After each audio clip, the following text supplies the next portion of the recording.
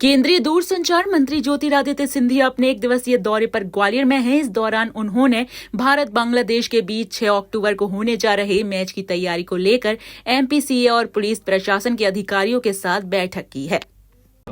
हमारी विस्तृत बैठक हुई है और पहले आप लोग सारे जो थोड़ा नीचे कर लोगे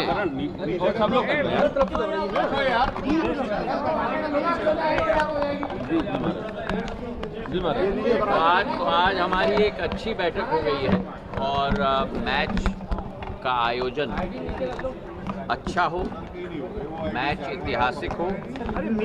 14 साल बाद ग्वालियर चंबल संभाग में एक क्रिकेट मैच का आयोजन होने जा रहा है। हमारा नया स्टेडियम पूर्ण रूप से तैयार हो गया है, श्रीमंत माधवराव सिंधिया क्रिकेट अंतर्राष्ट्रीय स्टेडियम। और मुझे पूर्ण विश्वास है कि हम सब मिलकर एमपीसीए, जीडीसीए, स्थानीय प्रशासन मिलकर, जैसे सदैव पिछले 45 वर्षों में ग्वालियर में एक रोमांचक मैच रहा है और कई कीर्तिमान स्थापित हुए हैं।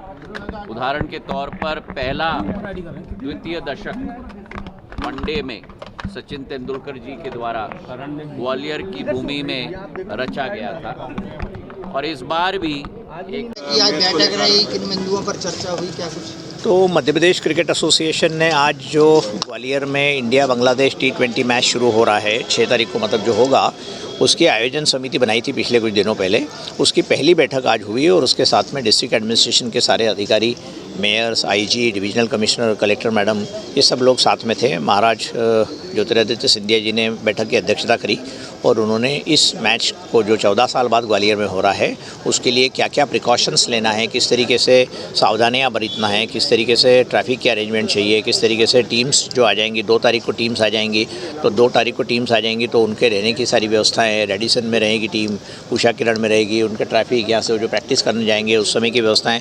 तो इन सारी चीज़ों के ऊपर जो हम इंदौर में कई वर्षों से मैचेस करते आ रहे हैं, ग्वालियर में भी हमने आखिरी मैच 2010 में इंडिया साउथ अफ्रीका का किया था, लेकिन उसके बाद में स्टेडियम नया बनने के चलते कुछ समय तक मैचेस नहीं हो पाई थी। तो उसी की दृष्टि से सारे अधिकारियों को भी हमने हमारा प्लान्स बताए।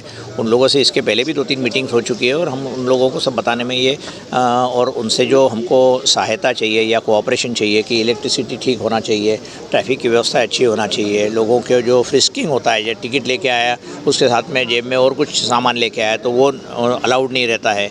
तो ये सारी चीज़ों के ऊपर आज डिस्कशन हुआ और सिंधिया जी ने फिर निर्देश दिए, उसके हिसाब से अब आगे काम होगा। पिच की क्या स्थिति है? पिच तो बहुत बढ़िया है, पिच में तो कोई प्रॉब्लम नहीं है क्योंकि पिच के ऊपर पानी आया भी नहीं है, क्योंकि उसके ऊपर कवर्स लगे रहते हैं हमेशा। और पिच जो है वो और अंदर का मैदान वो बहुत सुरक्षित है।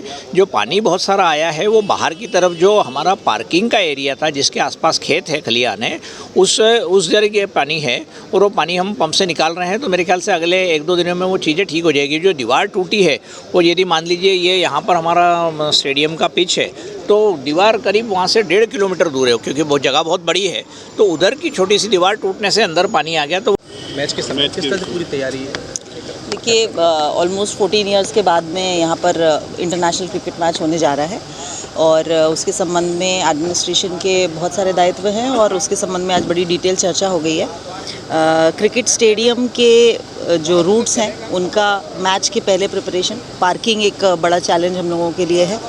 पास की जो व्यवस्था रहेगी, अकॉर्डिंग टू द पास कैसे हम लोग पार्किंग को लाइन अप करेंगे। टीम्स चूँकि मैचेस के पहले आ जाते हैं तो उनका प्रैक्टिस इत्यादि का मूवमेंट, उनका पूरा स्कॉट, सेफ्टी, सिक्योरिटी की बहुत सारे पॉइंट्स रहते हैं। तो इसके संबंध में आज हम लोगों की बड़ी डिटेल चर्चा हुई है और कमिश्नर सर ने भी, आईजी सर ने भी अपने अपने पॉइंट्स हम लोगों के लिए साथ में रखे और आज एक कोऑर्डिनेशन बेसिकली अच्छा हो गया है और अब आगे से इसको डे टू डे बेसिस पे फॉलो अप किया जाएगा और सारी कार्रवाई पूरी कराई जाएगी। वर्षा एक बड़ा चीज़ है जी जी, उसका क्या कुछ निगरानी? बिल्कुल। मैच के स्टेडियम के संबंध में एक क्यूरेशन का एक पार्ट होता है, यानी कि एक टीम होती है जो पूरी पिच और ग्राउंड को तैयार करती है। तो क्यूरेशन की टीम, जैसा कि अभी जीडीसीए ने बताया, उन लोगों की टीम आने जा रही है।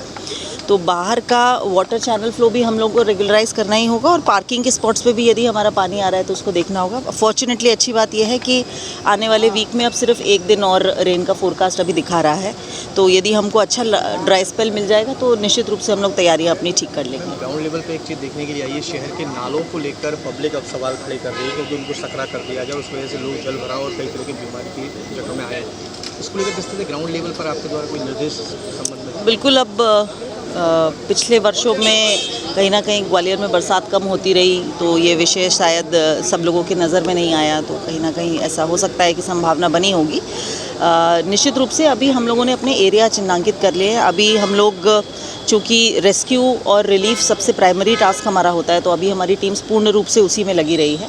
इसके बाद में हमने नगर निगम ने चिन्हांकित करके नालों की जानकारी भेजी है, लेकिन उसके अतिरिक्त भी हमारे जिस क्षेत्रों में मेनली जल भराव हुआ और भराव होने के बाद लंबे समय के लिए रुका, तो वो उनको हम लोग प्राथमिकता पे आइडेंटिफाई करवा लिए हैं। इसके बाद में हम इसमें पूरा ड्रेनेज का सिस्टम स्टडी करके, बहुत जल्दीबाजी नहीं करके, एक प्रॉपर एस्टिमेट इसको भेजेंगे और एज अ स्पेशल ग्रांट हम लोग निवेदन करेंगे माननीय मुख्यमंत्री जी से कि वो ग्वालियर के लिए उसको स्वीकृत करें।